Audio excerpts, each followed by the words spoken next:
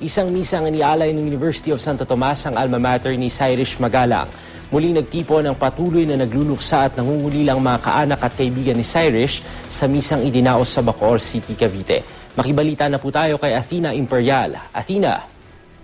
Steve, nag-alay ng isang misa ang mga kaeskwela at guro ng pinaslang na UST alumna na si Cyrus Magalang.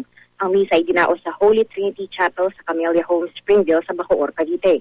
Nanguna si Father Roy Rodriguez, ang Father Regent ng US College of Tourism and Hospitality Management sa misa. Dumalo rin ang mga kamag-anak at mga kapitbahay ng pamilya Magalang.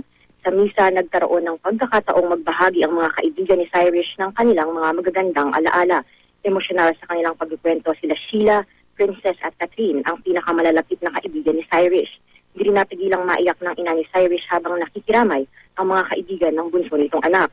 Nagpasalamat naman ang ate ni Cyrus na si Cherilyn sa mga nakiramay, sa media at sa lahat ng naging daan upang mahuli ang mga may sala sa nangyari sa kapatid. Alas 3 ng hapon sa Martes, ililibing ang labi ni Cyrus sa Golden Heaven Memorial Park sa Las Piñas. Steve? Maraming salamat, Athena Imperial.